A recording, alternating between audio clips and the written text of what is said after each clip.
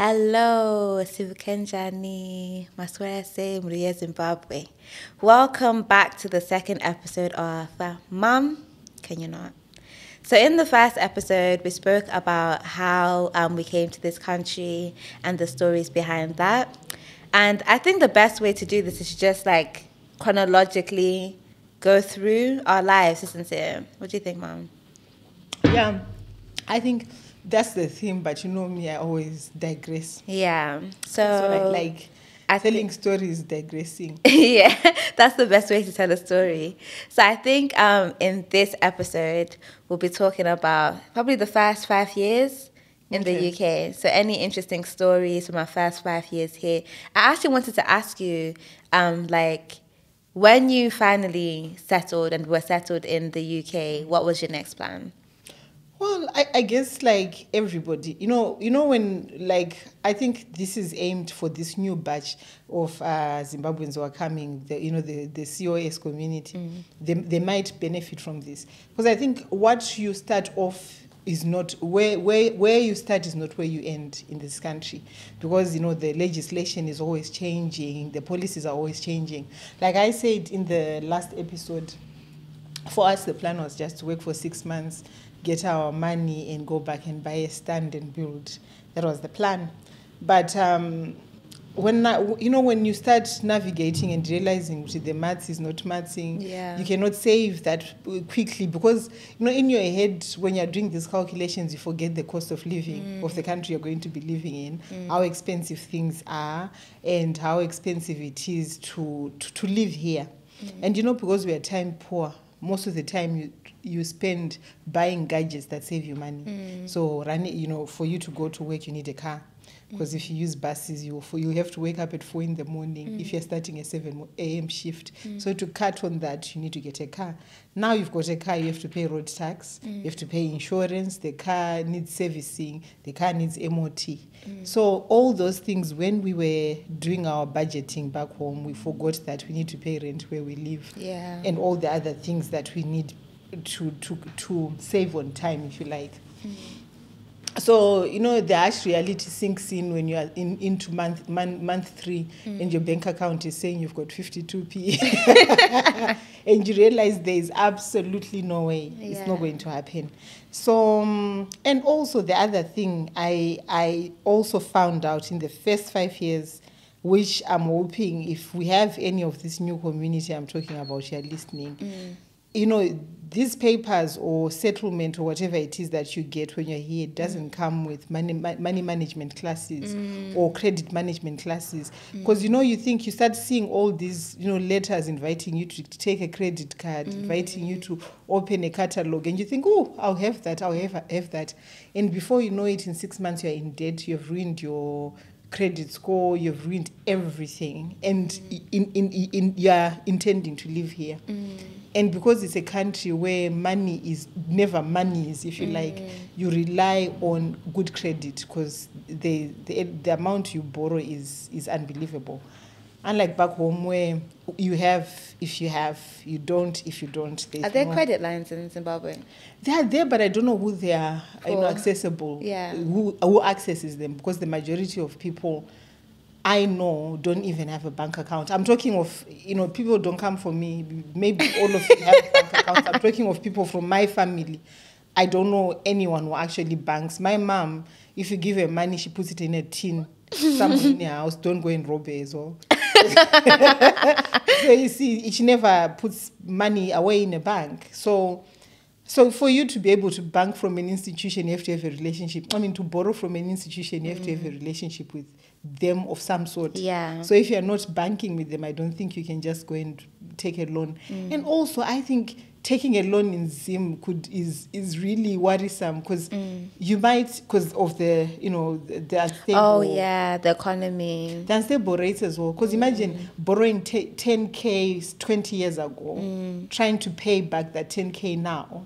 I don't know whether it will be more expensive or less expensive. Yeah. So one of you is going to cry, either the bank or yourself, one of you somewhere.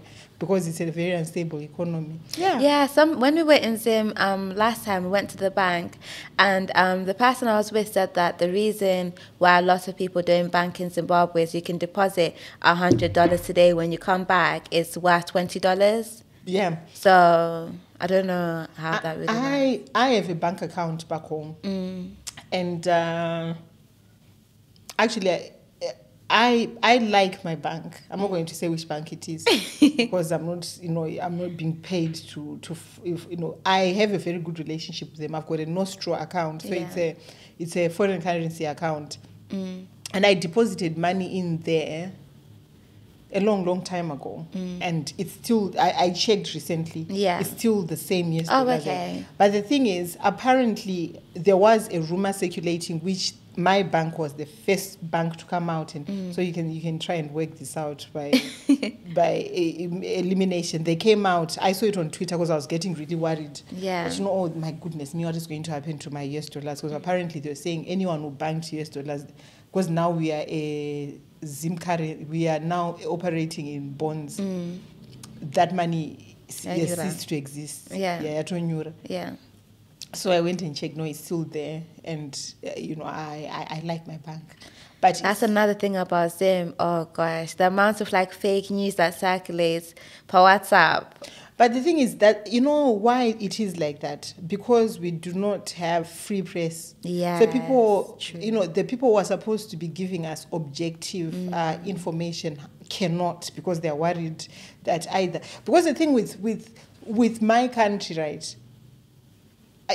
I don't know if comment, if you think what I'm saying makes sense, or you'd like to elaborate, or you think there's something I've missed. But I found that the way we are raised also, seeps into the way we do business. Okay.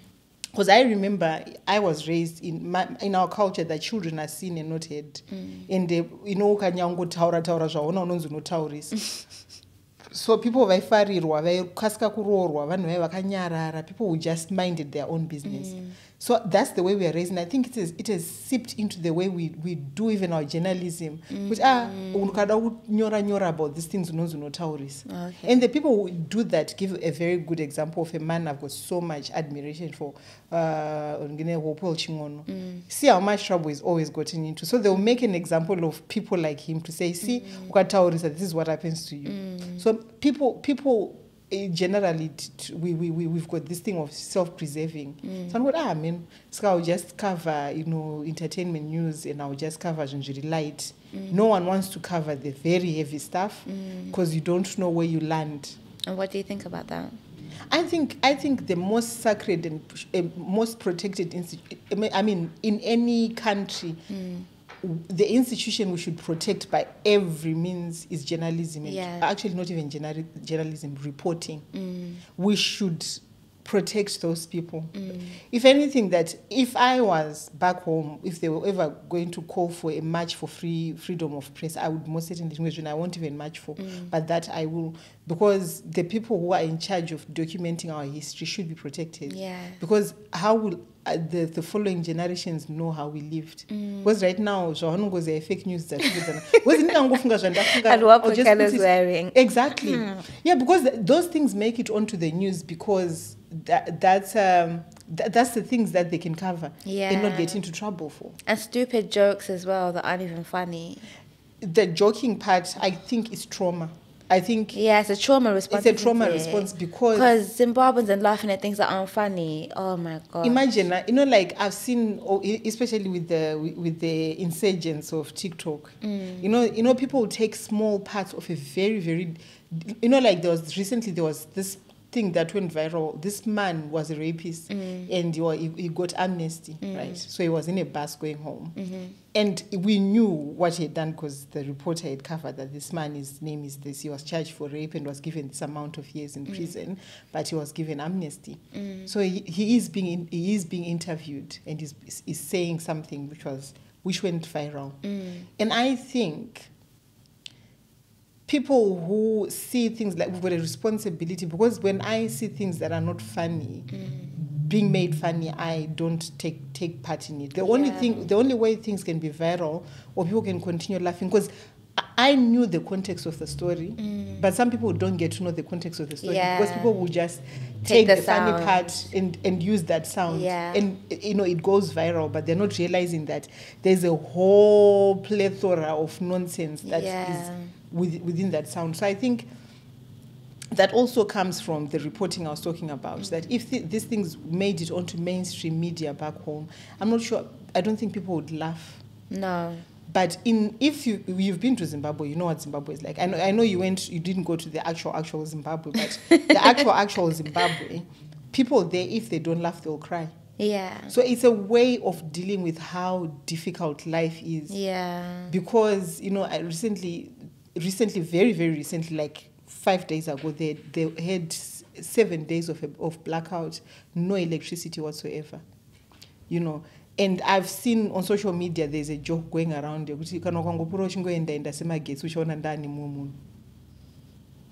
people will laugh at that, you see. So if you're always, disappearing like electricity, I'm going to find myself someone. You see. So it's a way of, I guess, a very poor way of dealing with issues. And it all, I think, emanates as well from fear, because you have to respond somehow. So if you're not going to respond by criticizing the institution or the government, you have to respond somehow. Yeah. And so responding would be like, ha, ha, ha. And jadnoti chirora or chisawira, I don't know if you've heard that about. When people tell the truth in a joking way. Oh, no. So normally it used to happen, it happens all the time. When there are big gatherings, when somebody has died, and you want to say how much of an idiot they were or how much of a prostitute they were. These people will say it in a joking way. Like, give an example. How would you do that? So, I remember I did this. When I was married, these people, the people who partake in this, joking and, looking at so what they do is, you go kundamu, people are crying, so you sort of like, providing comic relief. Yeah. So within the comic relief, you are telling the truth about the person.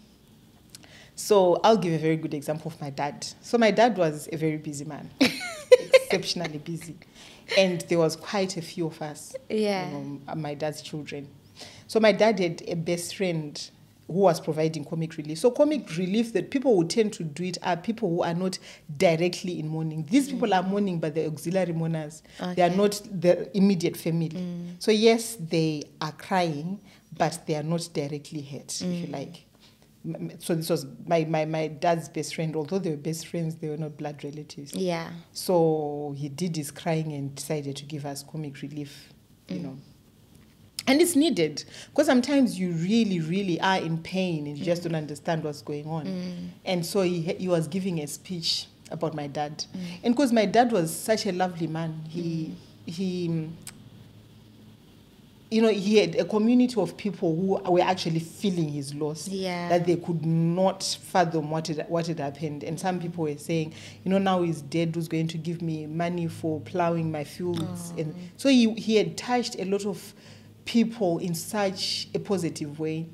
I remember my dad never went to church a day in his life, but we had like 6 different denominations on the program, singing and doing things. We had even Mapostori come in. Everybody had something that was very positive to say about my dad. So anyway, so no one didn't, isn't it? No one would ever talk about this other side of my dad. But I think painting my dad in a holistic way would have meant that you had to talk about the promiscuity. So this man stands upright and he goes,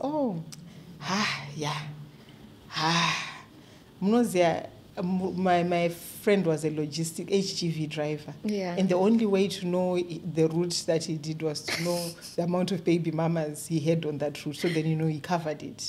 So I know that he did the Chivumdara route, because if you see, and then he stood the kids, and you could actually see the route, because my other stepsister was from Mashinga. Oh my God. So he was like, sort of like literally doing it in a very like a map. Yeah, like a map.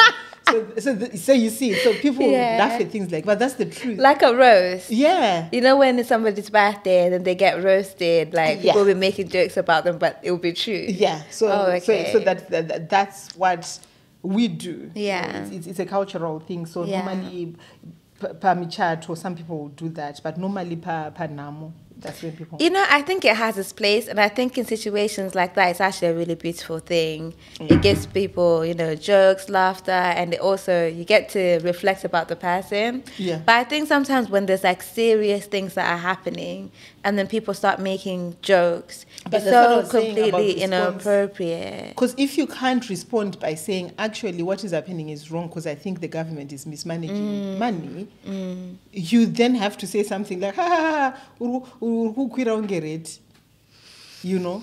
I was on Instagram today, and you know how Mayweather is in Zimbabwe. Yeah. So there was this video of Mayweather at Pekele's store, and this is coming from just after that documentary that came out in Al Jazeera, the Gold Mafia, and the people in that video were all people who were mentioned in the Gold Mafia documentary. And then you'll see in the comments, these are people in Zimbabwe like, oh, and Akachena, oh, Zimbabwe on the map. And I'm thinking, the person who's brought Mayweather to Zimbabwe is embroiled in this Gold Mafia business. And then there's affiliates who are also embroiled in this Gold Mafia business. They're stealing your money, and you're using your two bundles to say Nakachena. That's the thing. You see, I have a problem with that because, you know, even with the way we I mean, and I don't want to generalize because I know that there are so many enlightened Zimbabweans, so many of them. Because, you know, if you look at some of the conversations, the discourses that happen somewhere else apart from some other platforms, it's very healthy, it's very empowering. Yeah. But there's this little pocket of people who should understand that, you know, were you raised by a tool? Because what's so fascinating about, you know, a person who is bringing a billionaire, I don't know how much Floyd Mayweather is worth, but he must have a pretty penny because he came to Zim in his own jet. That jet has been fueled by money that could potentially be yours. That he is going around, you know, flaunting and flossing on the poor. The majority, 98% of Zimbabwe's population is not employed, right? So if somebody is taking a huge chunk of money that you got by some very dubious and shady ways and giving it to somebody who already has, and we are now applauding him. That money is not going back into the economy. No. And yet, it's going to Dubai. Yes, and also, you know, because I am very much, you know, interested in Zimbabwe's entertainment industry. You know, I've seen artist bookings and how much they haggle for, you know, to be paid anything under $2,000. I know Floyd Mayweather is not being paid anything below 50K, right? And imagine if that 50K had been taken, put back into royalties, for example, for Zim artists. You know, because I know Zimura collects from all over the world for our artists, right? And then they don't get a penny of it. No. They get it in Zimbabwean dollars, and it's such a reduced rate, and there's no actual breakdown of where this money is coming from and how they've come to this figure. So if he was, you know, I think I would turn a blind eye if this money was being used. You know, if it was a bit of a Robin Hood kind of situation, kind of thing, yeah. Where schools were built, where he was building, since he's into arts and culture, where if he was actually building, you know, like Kwame Msodzi, there's a place in Barrick known as Kwame Msodzi. That place has been derelict for the longest time, but all our greatest and biggest artists have played or have, you know, gone to that cultural center. You know, whoever you can think about, the icons, Anatuku, Anamapfumo, you know, the James Mombes, all of them have been there before. So, you know, to preserve that, you know, that cultural centers, rebuild them to former glory, I would say, oh, well done, Scott. But bringing a boxer who just wants to be in the sun, because I think where the state he comes from, they're in winter right now. He's just coming here and people... It's worrying and it's sad. It's sad. It's really sad. But that is the life we lead. And now you see we're coming, I'm going to double into a bit of politics, but come out very quickly. You know, like we are hoping, we're coming into the August elections. Yeah. And it shows what the young people are seeing. Are seeing Floyd Mayweather with that scarf, and they're seeing him, flossing and doing all this. Yeah. They're just thinking anything associated with these people is the right thing. Yeah. So already a rigged platform, because the other people are not getting we are not getting to see what's happening actually in Zimbabwe. Just seeing the glitz and the glamour, brought to us by people with money that cannot be accounted for. Yeah. It shouldn't be a matter of survival of the fittest. No, it shouldn't. It should be survival for all. For all. And I feel like that's kind of the image they sell. And I think a society should be judged by how it treats the people who cannot speak up for themselves. That's the only way you can judge the type of Zimbabwe we have at the moment. Because if you've got no money, if you've got no voice, you're not important. No. And that's the message that keeps on being said, that it doesn't matter what you do, you can squander the whole world country's economy. As long as you can wear the Gucci and floss it, you're never going to be asked. You know that little idiot called Fashion Java? You said the other time when all this was happening, when all this gold mafia was happening, he said, so Marcus Rizia Sakamchaita say, what are you going to do about it? And he was running with that. I thought the whole thing was so funny. Yeah. He was actually... But it's so crazy how the whole thing came and went so quickly. I really thought that it was going to cause some awakening in Zimbabwe. People would be marching. But then, honestly, along with did you say was it patriotism bill? You were telling me about the patriotism bill. Bill came straight after, all these gold mafia things. That's what I'm talking about, when press is silenced. Yeah. So when you silence a group of people it's because that's what the patriotism bill is about. You cannot speak ill of Zimbabwe. So what if there's nothing positive to say about it? Yeah. Things like that. So it's quite worrying. It's disappointing. It hurts. But the people living it some of it. The other thing also is when you've been oppressed for too long, and all you know is, because I know people who've been born into Zimbabwe without any running water. Yeah, they've never seen a running tap, and some people have never seen a pay slip. Some people have never been to a bank. So if that is all you've known, how can you wish for a change that is it's you've foreign never in your mindset? Yeah. I grew up in a Zimbabwe where if you got $1, you were balling. Because there's if you hear people say things like Nduda Sendaku, what it meant was that little ice ball was a penny. Yeah. You could buy things with brown copper. Really? Yeah. You could, we had so many things going on. We had Les Brown. It was a communal swimming area where you could go and swim. There was Greenwood Park. We had good lives. I know of that Zimbabwe, but I don't think you know it.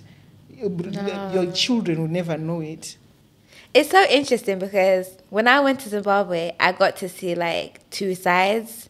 I saw how people are living. The people who have money in Zimbabwe, they are living. Even the life for the people in Zimbabwe who have money does not even compare to the life in the UK. No.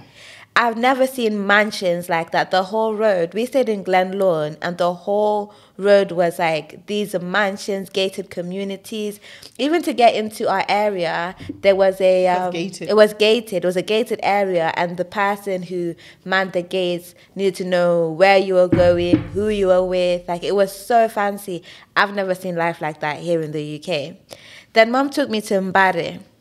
Mbare is a completely different world. Completely different world. There's sewage everywhere. The people, they look like the worst for wear. You'll see little children walking around with no shoes on, and their clothes will all be dirty. There'll be people who went to, what is it called? Pedzanam. Pedzanam. We went there, and there were piles and... boutique.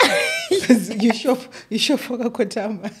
I really enjoyed that experience, but I'm glad I went because I got to see a proper view of Zimbabwe. You see, because when we went, when my neighbor, right, in Glenlawn, has fuel. He's got like fuel tanks. So you fuel is delivered to their house. Yeah. And there was fuel shortage everywhere. Yes, because we were trying to get fuel. It took us like the whole day in order to fuel the car. But one of our neighbors was getting delivered fuel to his house. And you just see that in Zimbabwe, it's like if you have money, you can do anything. But if you don't have money, you will literally not be able to do anything. And I don't think that it should be like that. The disparity is too wide. It's way too wide. And also, you know, those few people who've got the money do like it the way it is. They like the way things are. Because it means that they live their best life. Yeah. And no one bothers with them. Because when I went back, I had a business meeting at Sam Levy's village. So, you know, and the other thing that life does to you, it makes you very desensitized to other people's suffering. Yeah. So, because the people I was meeting with, they all had, you know, means that big cars, they could come to Sam Levy for 8. But the most important person who needed to be at this meeting was coming from, I think, Glenview. It was really, because then I realized in Glenview is another area and it's very far and he doesn't drive. He didn't say anything. He didn't complain. He did not even mention. He was like, oh, yeah. And the other thing, irritated. Oh, yeah, I don't like that. So those were like, so I didn't think. Then I went to bed. I'm thinking, hold up. This is, you know where Glenlawn is. And it's far. I'm thinking, I forgot, I totally forgot. Because now I'm used, in the UK, I drive everywhere. Back home, I drive everywhere. The people I know drive everywhere. So I just assumed this poor kid drives, right?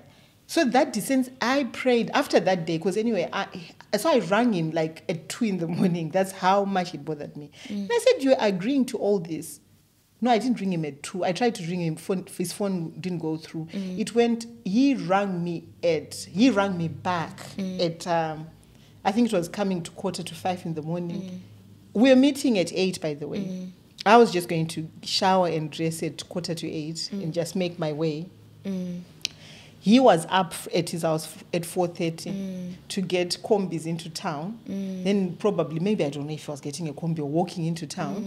And then get another second combi to drop him near where we were and then finish the rest of the journey walking. So he had like 3-4 hours of travel ahead of him because the people around him just did not care to ask, how are you going to make it here? Yeah. So I said to him, so he rang, he was like, oh, no, Murunga, ndaukangano.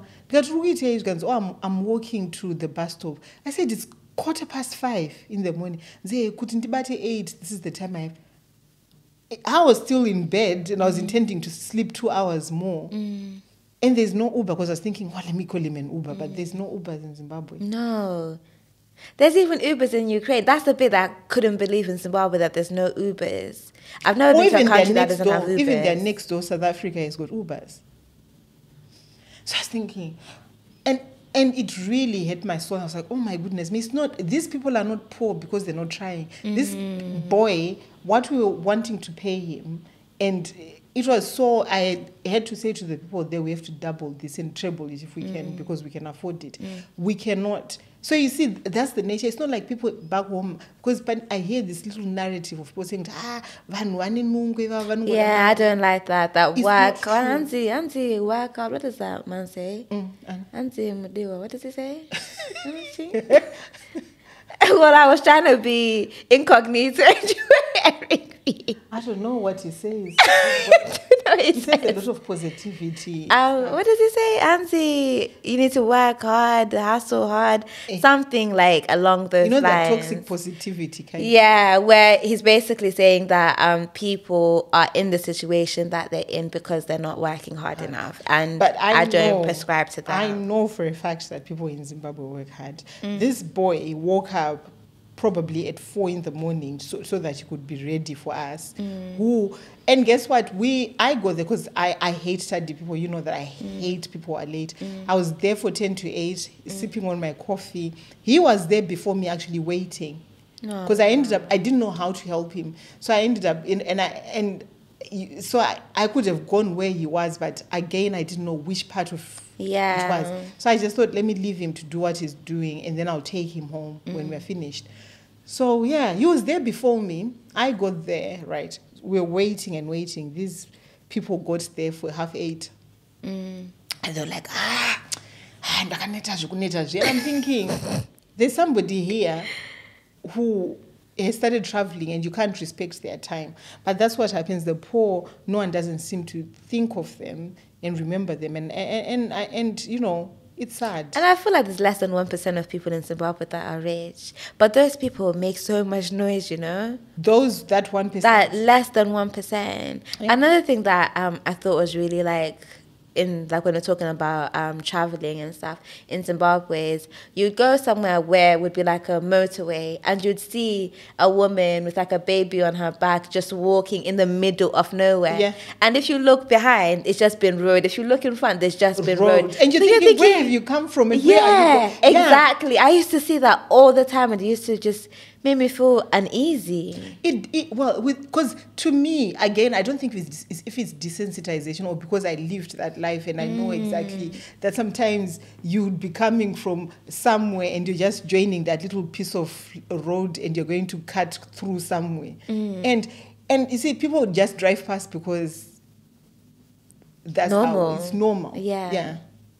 Oh, God. The things that we've normalized in Zim, you know, because I've got a colleague, right? One of my colleagues I used to work with. So I had a video. So I went, this is funny, because wherever you go in Africa, even the affluent African countries, like South Africa, for example, I didn't realize that, you know, you have to pay for the toll gate and you have to have cash on you. Because the last time I'd been there, I didn't have a private car, I had a rental. In the rentals, they prepay, they've got a tag. So you just pass through, you don't have to. So this particular time, I was driving a very questionable car. So we got to the toll gate. I'd never had to pay for a toll gate, so I didn't know. So this woman was not budging. So she said, you know, you have to go to the... So can you imagine, you know, if you are in the UK, you know where our toll gates are? Can you imagine leaving your car there, then walking into a motorway, you know, like M1, just cars stopping for you to cross so that you can go to a shopping center to get 10 rand. So things like that are not talking to them. think I remember. I think that you video called me when you did that. And I have a video as well. So I was showing it to my very, very middle class white friend. Yeah. It's like, you know, she was mortified, and you know, you could see. It's making her feel uncomfortable. Oh my goodness, there's a car coming. I said, well, it's already happened. I'm here to tell this story. I'm telling you a story, so you need to stop going, oh my, because she was, you know, because at one point I'm talking, right, and this car is just swerving round me. I was like, yeah, that's, you know, so, but for countries, we've got so much joy. Yes, that is very true. We're such joy and resilience. So coming back to the first 5 years, so remember that time, most of us, the majority of us, were paperless. But that did not stop us from having raves every day. And these raves were held, because remember, I came in my 20s. So these raves were normally house parties, you know. So, you know, when you put, you know, frustrated, tired human beings in one room, there's going to be tension. And most of the time, the tension will overflood into maybe a fight. I remember this particular day. We went to this party, right? The people are still my friends, so they're going to remain nameless. So my friend, one of my friends... Give them pseudonyms. Okay, so let's call the aggressor Peter. Or the instigator, actually, wasn't the aggressor, Peter. So Peter got to this house party. Bear in mind, most of the house parties you'd go, you were never invited. The person who's invited will invite other people. You know, because you'd be... Somebody, your friend will call you, say, what are you doing on Saturday? Skanda, kune party kwara mining.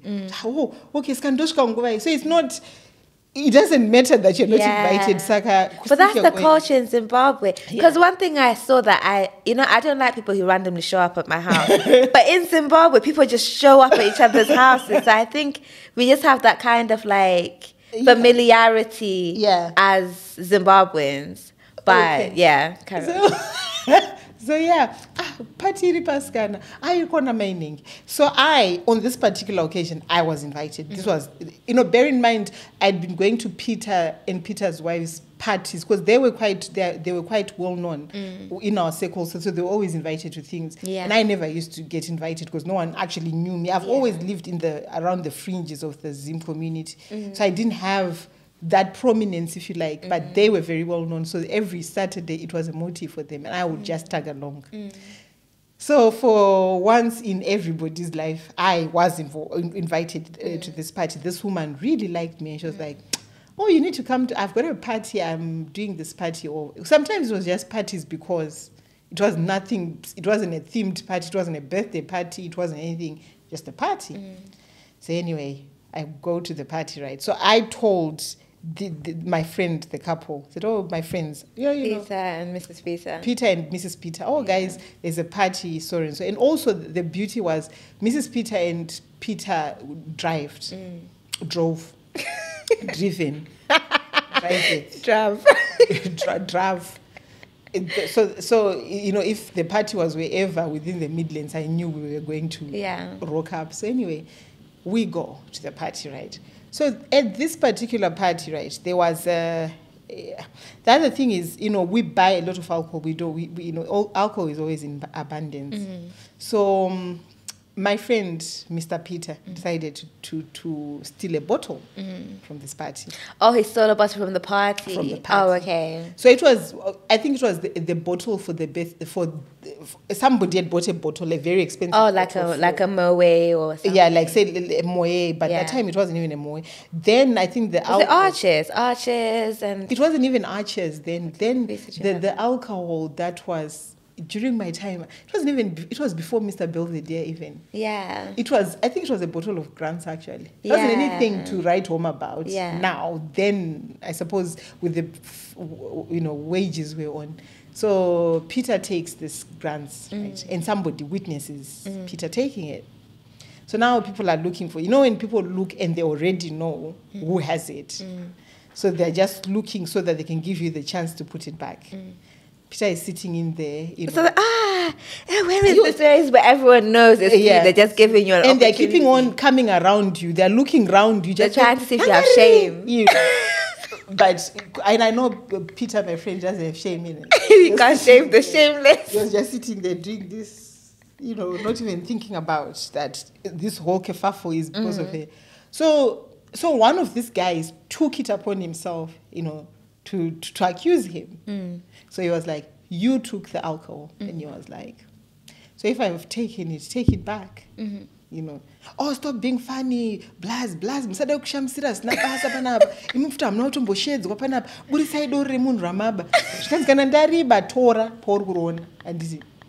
So obviously, this guy is getting really riled up. And when everybody says they're a fighter. Yeah. Now. Like they're the neighborhood Monya. Yes, they're the neighborhood Monya. And he's taken it upon himself to accuse Peter. And Peter is acting obnoxious and saying, "If you know where it is, take it." Yeah.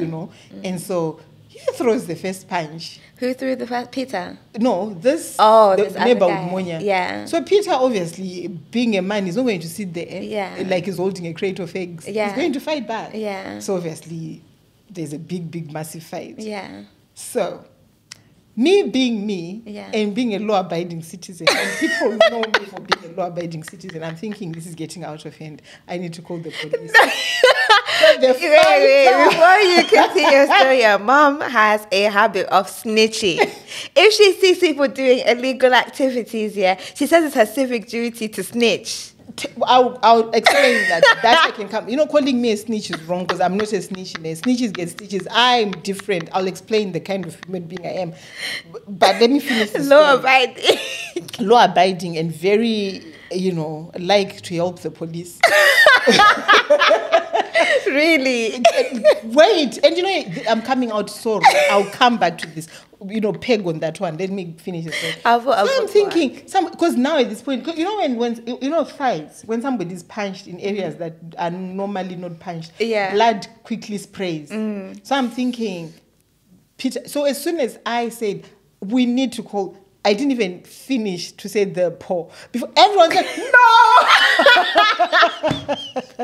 So that was my first lesson of learning to live as an illegal immigrant. If you fight, you shake hands and hug. No authorities are called.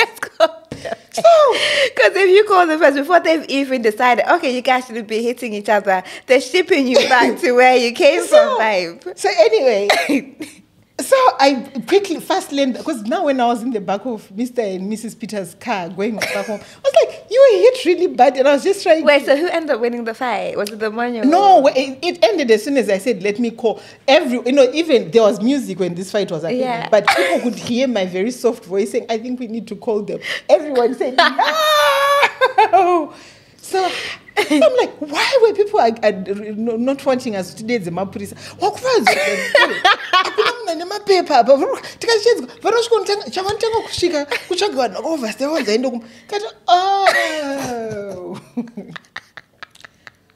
Oh, so then I started reflecting on one situation that had happened before. Yeah. So, we used to work with agencies, right? So they were what we call Zimbabwean approved agencies. They were down. They're down for people out there stationary. So without their stationery. So you knew that if somebody said, I go to this industry with this specific agency, you knew that they didn't have papers. Yeah. And no one asked anyone anyway. It didn't matter. We're trying to all survive. So so I went with my cousin, right? My cousin is full British, right? Because, he came with me because he wanted to get some cash for holidays, like what these Brits do. So he wanted to go on holiday with his boys. So he just wanted to make a quick buck. So, when we went to register, they didn't ask much of him. No. But because him being him, he had carried his British passport, his NI number, his everything. And they didn't ask Doing him. what you do. Doing what you do. When you apply for a job. Because on the form, it clearly said, on the day of interview, bring this, this, and that. So he brought that. But they were so used to us coming with stories like, oh, it's still at the Home Office, oh, I'm using a temporary number, that they just didn't ask. Yeah. So they were actually shocked. So this guy was just about to say, oh, see you on Monday. And he was like, oh, are you not going to take my... Hey, bruv, are you going to... Oh, my. Then he goes, oh, yeah, sure. So he just took it and... And now he's looking at you like... No, because I was actually waiting for my referral fee, because I had got my cousin. I was there for the referral because rent was due. So anyway... Because he speaks with a very good accent. There was this, and you see, the thing is, when you move with people who are from here, you see some parts of because when I'd been working with these agents, I had gone to this place where we used to fold chicken. I had gone to this... Yeah, if you see those chickens that are properly, they just don't wake up on Marks and Spencer's shelf like that. Somebody folds them. So it's a conveyor belt. So somebody may be just dealing with the wings. The other person will be just dealing with the legs, But for it to look like that, and then somebody will just cover it. So it's a whole operation. So the first time I went to the chicken place, right? It was in not Daventry. Daventry is where they did the CDs. It's is it Banby? I know you. It's like West Midlands way. Okay. We've driven. I've shown you before. It starts with a B. I'll remember before we finish. Is it near Coventry or is it near Birmingham? It's near Coventry. It's between Coventry. Well, like Leamington Spa. As if you're going to Leamington Spa, but it's this industrial place where you go to fold chicken. So the first day I'd been there, right? Because you're told, they ask you if you've done any production line kind of work, and they're like, oh yeah. When I was back home, I used to work for Qualcomm. Yeah. Lying like a lying woman. Where Qualcomm? How? Anyway, I get there, right? So everybody had been going there for the longest time. So they sort of like knew what they were doing. So I was going to replace a guy who had just stopped going. So people were like, oh, he was, let's call him John the fit guy. So he was known as the fit guy. And he was very quick about it. So I go in, right? I've never done this before. This chicken starts piling on me. So the people after me have got nothing to do with all the chicken are literally by me, and I'm sweating. I'm sweating but I am not going to give this job up because I need the money. I'm folding my chicken, and they're trickling in one every 10 minutes. So So, right, I'm going to name him, right, because it doesn't matter. The owner of the agency was called Simon, right? Yeah. So Simon had and Simon knew what he was doing. So Simon had his good workers, right? Because obviously, they're the ones. The company couldn't care less how many chicken were done, I suppose. But if you're always meeting the target, your people keep on coming back. So because Simon also knew that people snitch in it. So there was this woman, right, from my country who was standing next to me. She went and she snitched on me to the Simon that I'm useless and I shouldn't go ever to fold chicken. So I wake up, right, the following morning. Bear in mind, my cousin now works for this company, right? Yeah.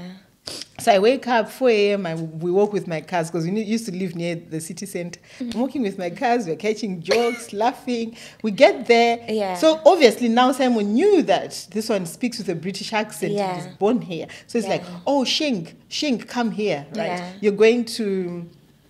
I don't know where you are going to Gatwick. Yeah. And this car was full of white people and people who speak proper English, by the way. So I'm going to my folding chicken car. I'm told I can't even get in there because I don't have a shift there because people complained. So my cousin, who I brought for the job, so he goes, getting like a promotion. It's like, cuz, why are you not going to your work? I said, well, they said I can't come. So he goes, yo, Simon, come here. Why is my car's not working today? So, oh, no, he can come. She can come with you to Gatwick. I said, Gatwick, Shingi. You didn't want to be near an airport. Cuz. I said, nah. That's funny. So what are we doing there, Brafsons? Well, it's just literally concierge, like putting stuff into the planes. Yeah.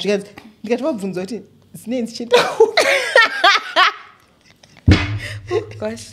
No African destination. We're going to Rwanda, babe. Does your cousin want to go or not? Guys, hold up. Don't speak to her like that. I'm asking the questions here. So now the people in the bus are complaining because Gatwick is far. Yeah. And this is like 5. And I'm still out there trying to negotiate to know where the destination of the planes. So it might be a setup, So Simon goes, it's only EasyJet. Yeah. Love. So I was like, I said to Shink, what's EasyJet?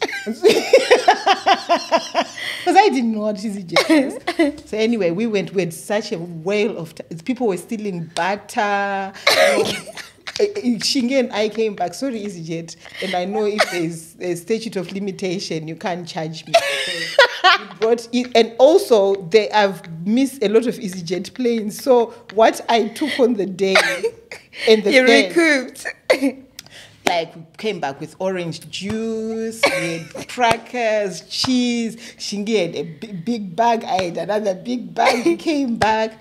And then I started going to EasyJet. The people in that bus were lovely. They were all friendly. So that's where I went until I stopped working for that agency and went into care. And, I've got so much love for my cousin because the amount of times he would just get me into things that...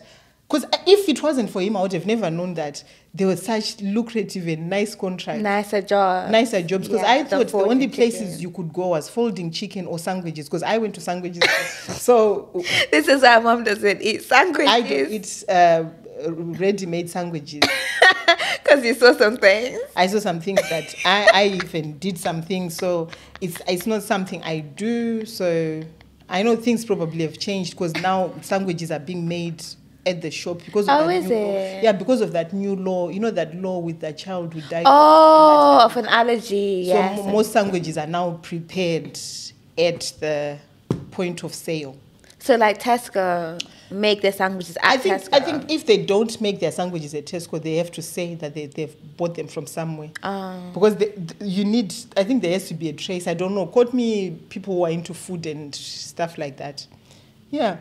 So my first 5 years in the UK were literally trying to survive and make it and make friends and make sense of I had so many, there was a community of people who really understood me as a person and they were there for me and I was there for them, and some of them are still my friends of 20 plus years and we saw each other through some very weird and wonderful things. But I think when you come to this country, you need a community. You have to build your own community. People will become your sisters, your aunts. And it's difficult also because you actually also have to discern. Because some of these people are not nice people.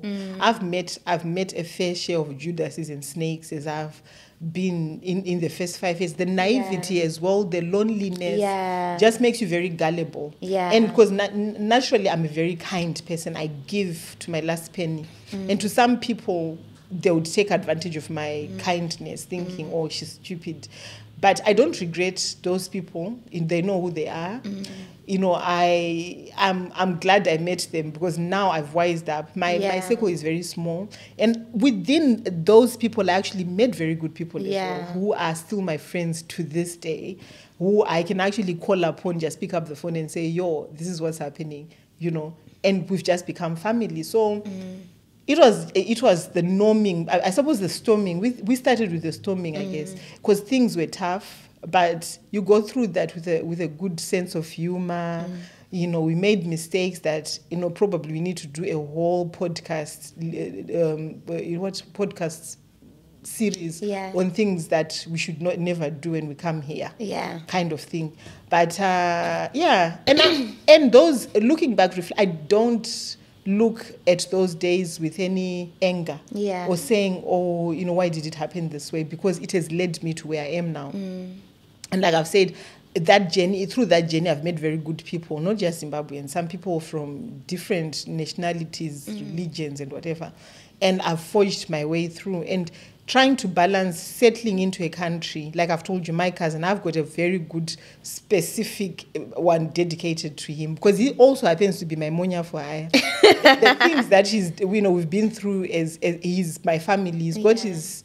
You know, he's got his ways of doing things, and I respect him for that because he's seen me through some very weird and wonderful things. And you know, when you grow up in a country and you know your rights, because the other time you move differently because I remember I was trying to retrieve what was owed to me by some very weird character, and they thought that if they went into a police station, that was the end of it. But I was with my cousin who does not care who the police or like I pay my taxes, cuz. So he was like, I pay my taxes, cuz. Listen, cuz, I pay my taxes. They work for me. Come out. Oh, I'm coming in. You know, I'm like, yeah, shit. Oh my gosh. Right. Before, a disclaimer. I'm not a snitch.